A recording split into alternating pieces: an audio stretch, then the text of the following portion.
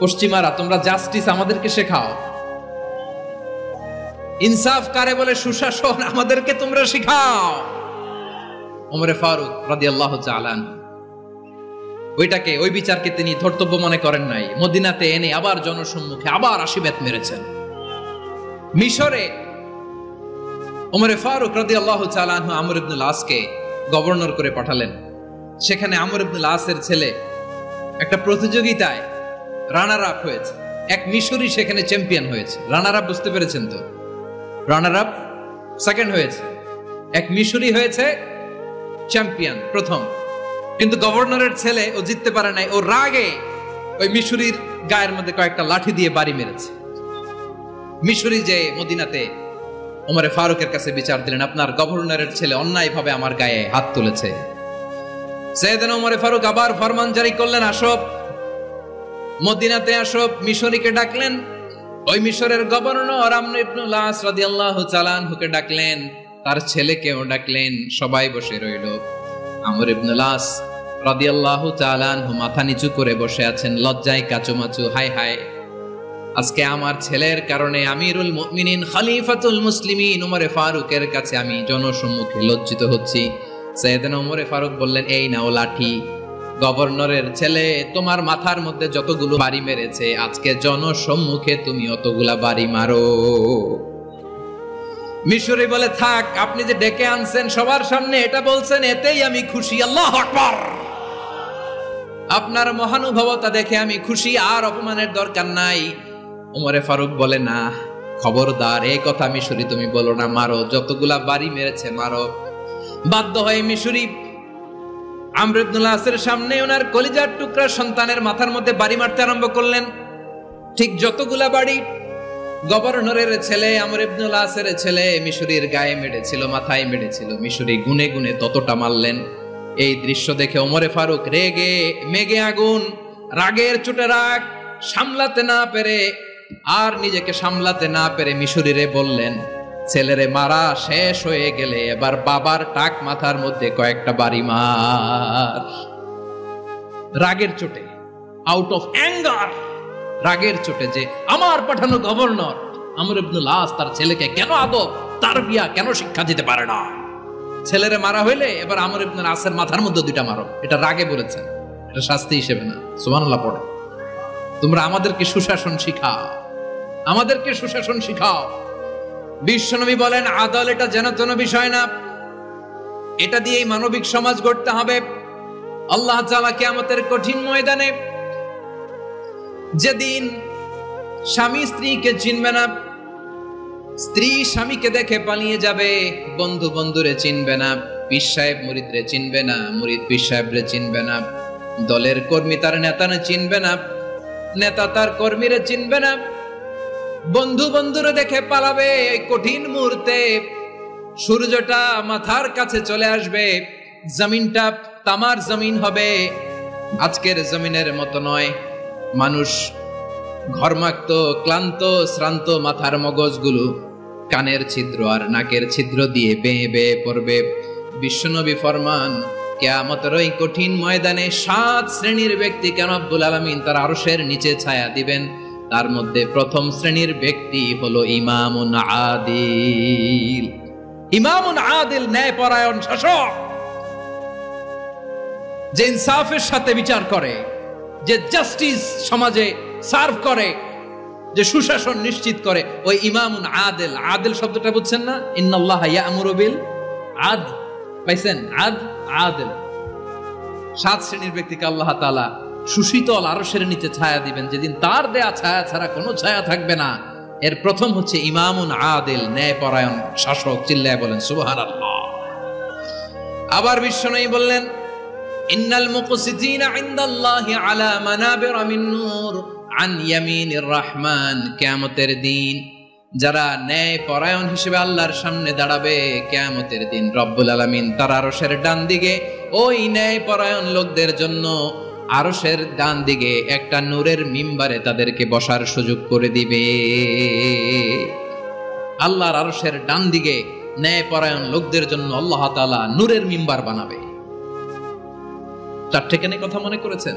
আল আদাল, জাস্টিস, ইন্নাল্লাহা ইয়া'মুরু বিল আদল, আল্লাহ তাআলা এই আদালতের নির্দেশনা দেয়, সুবিচার, সুশাসন। প্রিয় ভাইয়েরা, এটা আমরা বাংলাদেশে চাই কি চাই না? এই যে অরাজকতা, এই যে অন্যায়, এই যে জুলুম, এই যে ইনকনসিস্টেন্সি, সমাজের অসঙ্গতির প্রধান কারণ জাস্টিস নাই, সুবিচার নাই, সুশাসন নাই। শেষবারের মতো আওয়াজ করে বলেন তো, আমরা বাংলাদেশে আদল চাই কি চাই না? তাহলে প্রথম নির্দেশনা শেষ, আল্লাহ তাআলা তোমাদেরকে আদলের আদেশ দেন। এরপরে আল্লাহ বললেন, আমি তোমাদেরকে ইহসানের আদেশ দেই। ইন্নাল্লাহা ইয়া'মুরু বিল আদলি ওয়াল ইহসান, আমি তোমাদেরকে যেমনি আদলের নির্দেশনা দেই, তেমনি ভাবে তোমাদেরকে ইহসানের নির্দেশনা দেই। ইহসান, আওয়াজ করে সবাই বলেন তো ইহসান। সবাই বলেননি, সবাই বললে এতটুকু আওয়াজ হবে আমি বিশ্বাস করি না। আওয়াজ করে বলুন আল ইহসান।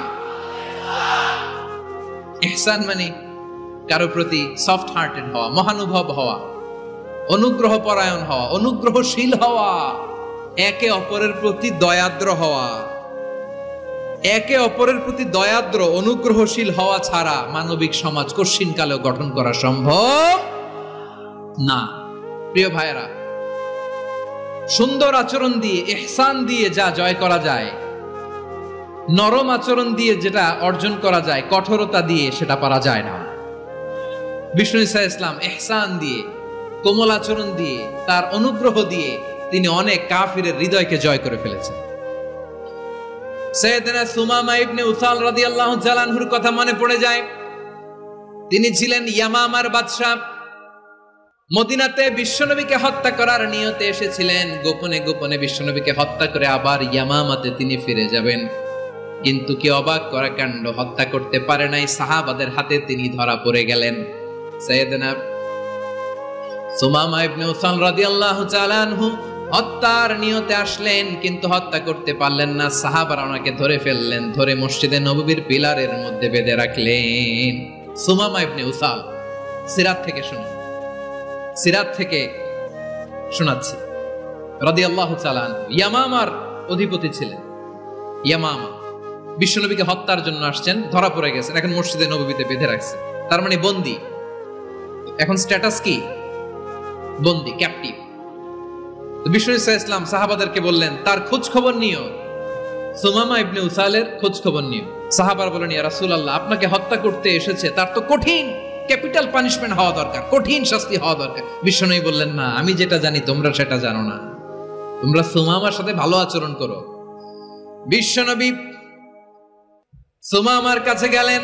প্রথম দিন যে তিনি কালেমার দাওয়াত দিলেন, ঈমানের দাওয়াত দিলেন, ইসলামের দাওয়াত দিলেন, রিসালাতের দাওয়াত দিলেন, আখিরাতের দাওয়াত দিলেন। পরের দিন যে বিশ্বনবী সালাতের দাওয়াত দিলেন, যাকাতের দাওয়াত দিলেন, ইসলাম কি, কিভাবে, কেমন করে পালন করতে হয় চমৎকার আর্টিকুলেট করতে শুরু করলেন। তন্ময় হয়ে সুমামা ইবনে উসাল রাদিয়াল্লাহু তাআলা আনহু বিশ্বনবীর কথাগুলো শুনতে আরম্ভ করলো। একদিন নয়, দুই দিন নয়, টানা 3 দিন বিশ্বনবী সুমামার কাছে ইসলামকে প্রেজেন্ট করেছেন, উপস্থাপন করেছেন। আওয়াজ করে বলেন, কয় দিন? 3 দিন। 3 দিন মসজিদে নববীতে বাঁধা। আর সাহাবীদেরকে বললেন, তার খোঁজ খবর নিও, তোমরা যে রুটি বানাও এর মধ্যে সবচেয়ে ভালো আটার রুটিটা তারে দিও, সবচেয়ে রিফাইন্ড খেজুর, যেটা পিওর খেজুর, এটা তারে দিও। আর বিশ্বনবী নিজের উট থেকে দুধ দহন করে ওনার বাড়ির এক কর্মচারীকে বলেছেন, দুধ দহন করে সুমামার জন্য নিয়ে যেও। সুবহানাল্লাহ পড়বেন না? সবাই তো অবাক, ইয়ামামা থেকে আসছে নবীকে হত্যা করতে, বিশ্বনবী দেখে তারে জামাই আদর করে, তাকে মজার মজার খাবার দিও, দুধ দিও, আদর আপ্যায়ন করো। একদিন নয়, 2 দিন নয়, টানা 3 দিন বিশ্বনবী এভাবে সুমামার কাছে যেয়ে ইসলামকে প্রেজেন্ট করতে আরম্ভ করলেন, ইসলামকে উপস্থাপন করতে শুরু করলেন। আর তাকে চমৎকার এন্টারটেইনমেন্ট, আপ্যায়ন দিতে আরম্ভ করলেন। টানা 3 দিন যখন ইসলামের দ্য বিউটিজ অফ ইসলাম, ইসলামের সুমহান বাণী, সৌন্দর্য তার কাছে উপস্থাপন শেষের বিশ্বনবী বললেন সাহাবাদেরকে, যাও এবার সুমামার হাতের পায়ের রশি দুটো খুলে দাও। সাহাবারা বললেন, ইয়া রাসূলুল্লাহ, কি বলেন আপনি? ও তো হত্যাকারী, সুযোগ পায় নাই, আপনারে মারতে পারে নাই, ছেড়ে দিলে আবার ও আপনার উপর তলোয়ার নিয়ে ঝাঁপিয়ে পড়বে। নবী, এই সিদ্ধান্ত আপনি নিতে যাবেন না। বিশ্বনবী বললেন, যেটা বলেছি সেটা করো, সুমামার রশিগুলো ছেড়ে দাও, সুমামার হাতে পায়ের রশিগুলো যে তোমরা খুলে দাও। সাহাবারা তর্ক জুড়ে দিলেন, লা ইয়া রাসূলুল্লাহ, এমনটা করবেন না, তো ভয়ঙ্কর ভয়ঙ্কর খুনি, কি জানি কি হয়ে যায়। বিশ্বনবী বললেন, না, তার হাতে পায়ের রশিগুলো খুলে দাও। সাহাবারা বিশ্বনবীর কথা মতো তার হাতে পায়ের রশিগুলো খুলে দিল। সুমামা মুহূর্তের মধ্যে মসজিদে নববী থেকে বের হয়ে ইয়ামামায় ফিরে না যে মসজিদে নববীর পাশে একটা খেজুর বাগান ছিল, সেখানে চলে গেলেন। সেখানে একটা ছোট্ট কুয়া ছিল, কুয়ার পানি দিয়ে তিনি গোসল করলেন। সুবহানাল্লাহ পড়েন। কুয়ার পানি দিয়ে গোসল করে মসজিদে নববীর সামনে এসে বিশ্বনবী এবং সাহাবাদের সামনে দাঁড়িয়ে সাব্বাবা উঁচু করে বললেন, আশহাদু আল্লা ইলাহা ইল্লাল্লাহ ওয়া আশহাদু আন্না মুহাম্মাদান আবদুহু ওয়া রাসূলুহু। আল্লাহু আকবার। আমি সাক্ষ্য দিচ্ছি আল্লাহ ছাড়া কোনো ইলাহ নাই, আর মুহাম্মদ আল্লাহ তাআলার প্রেরিত বান্দা এবং রাসূল। প্রিয় ভাইরা, ইহসান দিয়ে যা জয় করা যায়, কঠোরতা দিয়ে সেটা কঠিনকালেও জয় করা যায় না। আওয়াজ করে বলেন ঠিক কি না? এবার সুমামা দাঁড়িয়ে বলে, ওগো নবী, আমি তো কালিমা পড়ে মুসলমান হয়ে গেলাম, এবার শোনেন, এই মুহূর্তের আগে আপনার চেহারার চাইতে নিকৃষ্ট কোনো চেহারা আমার কাছে ছিল না, কিন্তু শাহাদা পাঠ করার পরে আপনার চেহারার চাইতে উত্তম শ্রেষ্ঠ কোনো চেহারা আমার কাছে আর নাই। ও নবী, আজকের দিনের আগে ইসলাম ধর্মের চেয়ে নিকৃষ্ট অপছন্দনীয় কোনো ধর্ম আমার কাছে ছিল না, কিন্তু এই মুহূর্ত থেকে ইসলামের চেয়ে সেরা শ্রেষ্ঠ পছন্দনীয় কোনো ধর্ম আমার কাছে নাই। নবী গো, আজকের দিনের আগে মদিনার চাইতে অপছন্দনীয় নিকৃষ্ট কোনো শহর আমার কাছে ছিল না, কিন্তু এই মুহূর্তের পর থেকে মদিনার চাইতে কোনো শ্রেষ্ঠ শহর আমার জানা নাই। সে ছিল গমের বড় ডিলার, গম বেচতো। কি বেচতো? তার গম কিনে মক্কার লোকেরা রুটি খাইতো। সে ঘোষণা দিল, আজকে থেকে মক্কাবাসীদের জন্য সব গম আমি হারাম করে দিলাম, মক্কাবাসী এখন না খেয়ে মরে। সুবহানাল্লাহ পড়বেন না? মক্কাবাসী বিশ্বনবীর কাছে আসলেন, এসে বললেন, মুহাম্মদ, আমরা তো তোমার ভাই, তোমার চাচা, তোমার ভাতিজা, তোমার আত্মীয়, তুমি সুমামারে বলো সে যেন আবার গমের সাপ্লাই মক্কার জন্য অনুমতি দিয়ে দেয়। বিশ্বনবীর অনুমতি ক্রমে সুমামা আবার মক্কাতে গম পাঠাতে শুরু করলো। পড়েন সুবহানাল্লাহ। ইহসান, ইহসান দিয়ে আপনি যেটা জয় করতে পারবেন, you can win the heart of your enemies. ইহসান দিয়ে আপনি আপনার শত্রুর হৃদয়কে জয় করতে পারবেন। আওয়াজ করে বলেন ঠিক কি না? এজন্য আল্লাহ বললেন, ওয়া আনফিকু ফি সাবিলিল্লাহি ওয়া লা তুলকু বিআইদিকুম ইলাত তাহলুকা ওয়া আহসিনু ইন্নাল্লাহা ইউহিব্বুল মুহসিনিন। তোমরা আল্লাহর রাস্তায় দান করবে আর নিজেরা নিজেদেরকে ধ্বংসের হাতে ঠেলে দিও না। তোমরা একে অপরের প্রতি ইহসান করবে, কারণ ইহসানকারীদেরকে আল্লাহ বড্ড ভালোবাসেন। সুবহানাল্লাহ পড়েন। আবার সূরা রহমানে আল্লাহ বললেন, হাল জাযাউল ইহসানি ইল্লাল ইহসান ফাবিআইয়ি আলা, সবাই পড়েন, ফাবিআইয়ি আলাই রাব্বিকুমা তুকাযযিবান। ইহসানের প্রতিদান হিসেবে ইহসানি হয়। বিশ্বনবী সুমামার প্রতি যেমন ইহসান করেছেন, সুমামাও ঠিক তেমন ইহসান ফিরিয়ে দিয়েছে। ঠিক কিনা বলেন? তাহলে এক নম্বরে হচ্ছে আদ, ন্যায় বিচার। দুই নম্বরে সবাই বলেন ইহসান, সদাচরণ। ইহসান দুই ধরনের প্রিয় ভাইরা, ইহসান ফিল ইবাদা, ইহসান ফিল মুআমালা। ইহসান ফিল ইবাদা হচ্ছে একাগ্র অনুভবে ইবাদতে ডুব দেওয়া, এর নাম ইবাদতের ইহসান। সুবহানাল্লাহ। বিশ্বনবী বলেন ইহসান মানে কি জানো নাকি? হাদিসে জিবরিলে সাইয়েদনা জিবরিল আলাইহিস সালাম বিশ্বনবীকে বললেন, আখবিরনি আনিল ইহসান। নবী আমাদেরকে বলেন ইহসান মানে কি? বিশ্বনবী বললেন, আনতা আবুদাল্লাহ কাআন্নাকা তারাহু ফাইন লাম তাকুন তারাহু ফাইন্নাহু ইয়ারাক। ইহসান মানে হলো এমন ভাবে তুমি আল্লাহর সামনে নিজেকে উজাড় করে ইবাদত করবে, তুমি ভাববে তুমি আল্লাহকে দেখতে পাচ্ছ। আর এটা যদি ভাবা তোমার জন্য কঠিন হয়ে যায়, অন্তত এতটুকু তুমি ভাববা যে আল্লাহ তোমাকে দেখতে পাচ্ছেন। ঠিক কিনা বলেন? ও আমার বীর চট্টলার ভাইয়েরা, কেউ যেটা দেখে না সেটা দেখে কে? এই বিশ্বাস হৃদয়ের মধ্যে আছে? নামাজে যখন দাঁড়ান এই ফিলিংসটা আনা যাবে? হ্যাঁ, এজন্য বিষ্ণু ইসলাম বলেছে এমন ভাবে নামাজে দাঁড়াও, ইবাদত করো, মনে করো হতে পারে এটাই আমার জীবনের শেষ নামাজ। পারফর্ম দ্য সালাহ as if this is your last and final prayer. এমন ভাবে সালাতে দাঁড়াও, ভাবো হতে পারে এটাই তোমার জীবনের শেষ নামাজ। এমন ভাবে নামাজে দাঁড়াও, ভাবো এটাই শেষ নামাজ। তাহলে নামাজে একাগ্রতা বাড়ায় দিবে কে? ফলে ইবাদতের ইহসান আমাদের অর্জিত হবে। আর মুআমালাতে ইহসান হলো, বিশ্বনবী বলেন ইন্নাল্লাহা তাবারাকা ওয়া তাআলা কাতাবাল ইহসানা আলা কুল্লি শাই ফাইযা কাতালতুম ফাআহসিনুল কিতলা ওয়া ইযা যাবাহতুম ফাআহসিনুয যাবহা ওয়ালিউহিদ্দা আহাদুকুম শাফরাতাহু ওয়ালিউরিহ যাবিহাতাহু। ইহসান দুই ধরনের, আওয়াজ করে বলতে হবে। কয় ধরনের? সবাই বলুন আওয়াজ করে, কয় ধরনের? একটা হচ্ছে ইহসান ফিল ইবাদা, ইবাদতে ইহসান। ইবাদতে ইহসান কি? একাগ্র অনুভব দিয়ে ইবাদত করো, মন প্রাণ দিয়ে ইবাদত করো। আর মুআমালাতে ইহসান কি? সব কাজে, দৈনন্দিন কাজে, কর্মে, সামাজিক অ্যাক্টিভিটিতে কোমলতা প্রদর্শন করা, অনুগ্রহের সাথে সবকিছু করা। আল্লাহ তাআলা ইন্নাল্লাহা তাবারাকা ওয়া তাআলা কাতাবাল ইহসানা আলা কুল্লি শাই, তিনি সব কিছুর ব্যাপারে ইহসানকে আবশ্যক করেছেন।